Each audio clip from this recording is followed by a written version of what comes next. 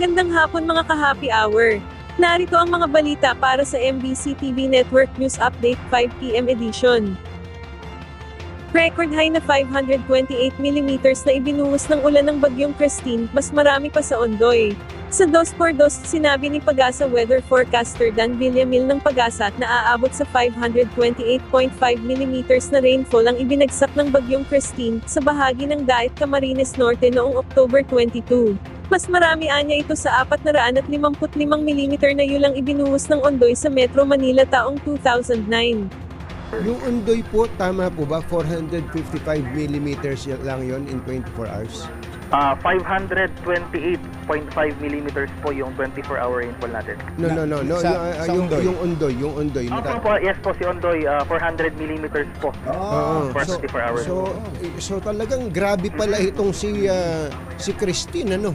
Yes po, opo. So, kumbaga na-surpass na po yung rainfall amount na nadala ni Ondoy dito sa Metro Manila. Yung kasama kanya.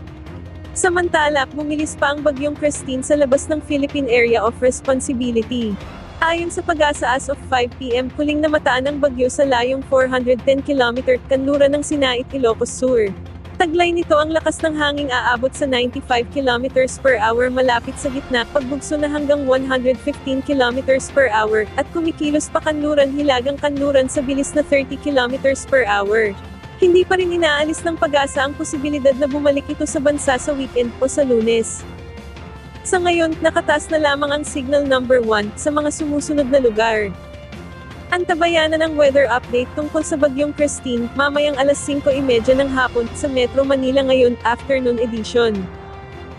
Bago tayo magtapos, narito na ang Christmas countdown, ngayong araw ng Biyernes.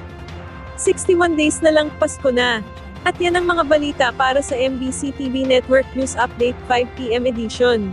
Samahan ninyo kami bukas mula alas 9 ng umaga, hanggang alas 5 ng hapon.